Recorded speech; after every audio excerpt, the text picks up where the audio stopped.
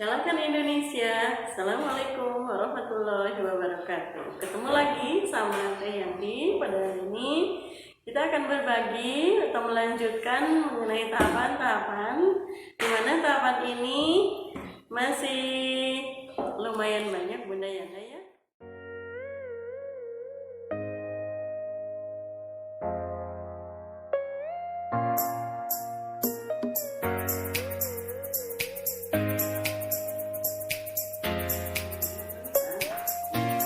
Kemarin Bunda Yanda sudah melihat video sebelumnya tentang tahapan menggambar bentuk ya Bunda. Jadi sekarang ini yang paling dasar sebelum ke tahapan menggambar bentuk, yaitu tahapan dasar menggambar dulu.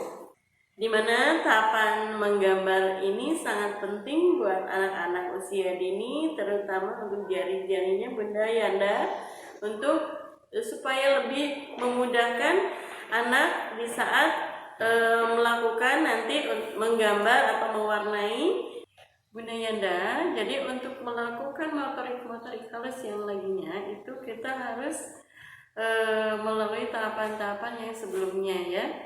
Jadi Bunda Yanda, saat kita akan melakukan motorik halus yang lain, ingatkan kembali bahwa ada motorik tahapan yang dasar sekali untuk anak-anak yang harus disampaikan seperti tahapan-tahapan yang sebelumnya. Bunda masih ingat kan?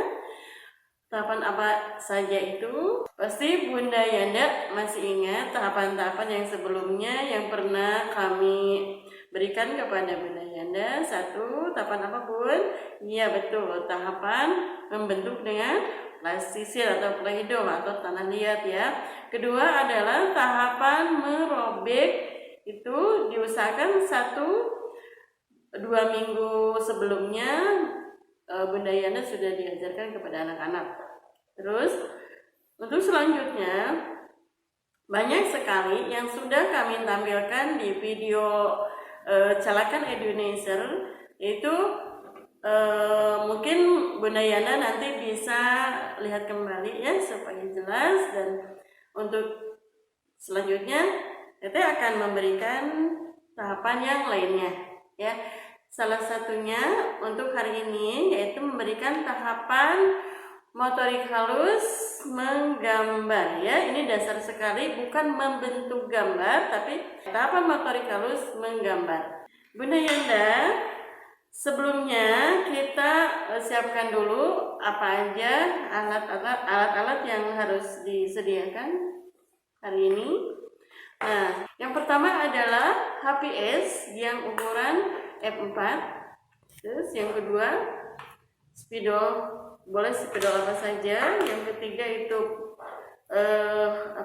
cutter ya Bunda ya. Jadi nanti HPS yang F4 itu Bunda nanti dibagi 2 dan satu persatu akan Teteh kasih contoh gimana cara penyampaian kepada anak saat memberikan tahapan menggambar. Bunda sudah siap semuanya dengan alatnya? Iya, terima kasih. Sekarang kita akan mulai. Bismillahirrahmanirrahim. Bunda Yanda, ini tahapan pertama dari tahapan menggambar.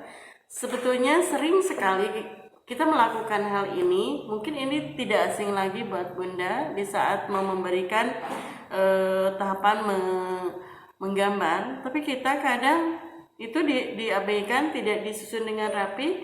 Nah, untuk sekarang ini Teteh akan memberikan contoh cara membuat tahapan menggambar dari tahap 1 ya Bun. Yang pertama adalah Bunda Yanda, sebelum kita melakukan tahapan jangan lupa ingatkan anak-anak untuk mengisi namanya. Di sini ada nama anak. Setiap kali mau melakukan motorik halus, jangan lupa nama anak, tanggal, terus tema.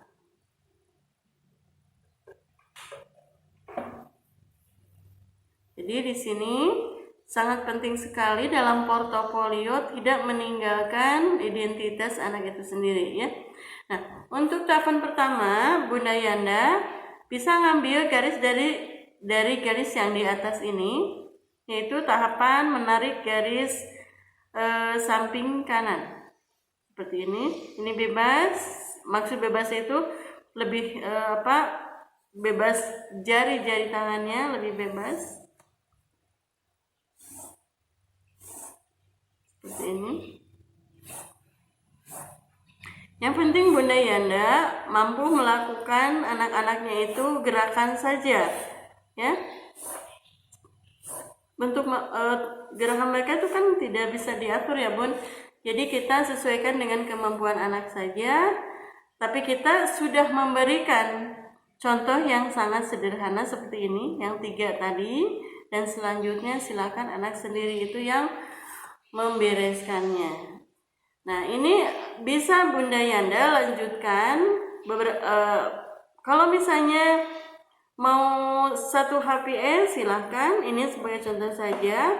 1 HPS ataupun setengah HPS bisa melakukannya, itu tergantung waktu yang dibutuhkan oleh Bunda Yanda ya. Jangan lupa Bunda untuk tahapan-tahapan yang lain Bunda selalu ingatkan, karena ini ada garis, ada pembatas supaya anak juga belajar disiplin, tidak sembarangan memberikan garis-garis. Nah, sesuai dengan contoh, sama tadi pakai nama, terus tanggal sama tema. Sekarang tahapan kedua yaitu menarik garis dari atas ke bawah sebelah kiri, seperti ini Bun. Kalau contoh buat anak-anak memang harus bagus, tapi nanti yang kejadian sebenarnya biasanya anak-anak itu lebih cuek aja. Ada yang mengikuti garis, ada enggak. Biarkanlah mereka itu berekspresi sesuai keinginan mereka. Ya, yang penting mereka mau menggerakkannya. Jangan sampai Bunda tegur, misalnya ini kok jelek, oh ini bagus. Bunda cukup ngasih jempol aja sama anak-anak, bilang bagus, bilang hebat gitu ya. Nah, seperti ini Bunda. Ini untuk tahapan yang kedua, kita kasih dulu ini biar nanti Bunda tidak lupa. Ini pakai tulisan tahapan 1.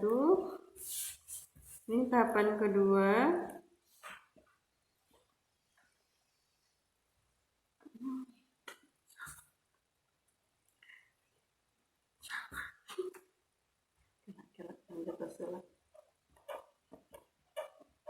Ini tahapan kedua Bunda ya, biar Bunda nanti langsung diportofoliokan di portofolio guru untuk sebagai pegangan Bunda saja. Pembelajaran ke depan Bunda kan sudah punya ini pegangan ya Bunda ya. Nah, sekarang kita lanjut untuk tahapan yang ketiga, sama seperti yang sudah ya, pakai garis seperti ini. Tulis di atasnya tahapan ketiga.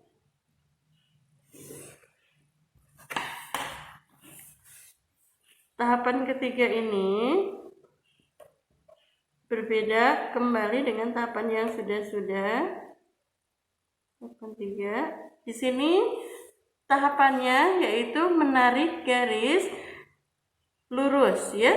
Jadi Bunda tinggal narik dari anak, ajarkan supaya disiplin, supaya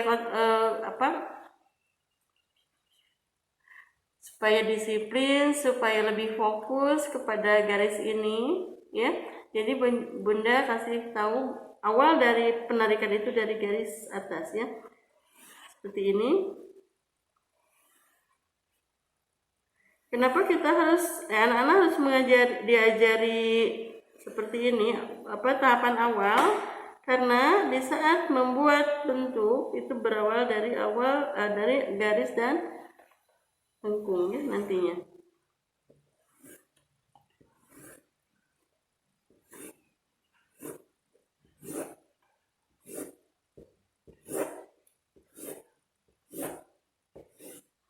Ini udah selesai Bun. Ini tahapan 3 yaitu menarik garis dari atas ke ke bawah.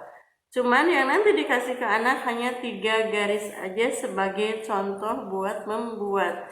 Jangan terlalu banyak, jangan terlalu besar, jangan terlalu lama juga, sesuaikan dengan kemampuan anak masing-masing, karena anak itu kalau sudah menggariskan 1, 2, kadang-kadang ya udahlah bunda segini saja dulu kan gitu permintaannya. Ya kita sebagai guru kita mempunyai tugasnya 3, fasilitator, motivator, sama evaluator. Nah, sekarang tahapan yang keempat ya, ini udah paham bun ya, udah sebetulnya sih mudah, udah sering dilakukan, cuman bunda lebih rapi lagi ketika memberikan kepada anak-anak kita yang masih belajar, tangan-tangannya yang masih lemah. Kita sudah mulai ke lengkung, udah ya, tahapan 4. Selalu menarik garisnya itu dari garis atas. Lihat caranya membentuk lengkung itu seperti apa. Bunda akhiri di titik sini, di titik, harus ada titik akhirnya, baru menarik garis lagi seperti ini. Nah, nanti kelihatan. Kadang anak-anak tidak kelihatan lengkungnya itu kayak gelombang, lengkung itu kayak bentuk lain. Jadi di saat mengenalkan lengkung, bunda harus jelas kelihatan bentuk lengkungnya ya bun ya. Nah ini bunda contoh ketika membuat lengkung kepada anak. Boleh 1, boleh 2 juga silakan. Karena kalau misalnya 3, 4 kebanyakan anak-anak nantinya jadi kehabisan ya. Jadi bunda hanya memberikan contoh 1 aja. Selanjutnya anak melanjutkan lengkungan ini ya. Ini sekedar portofolio bunda saja.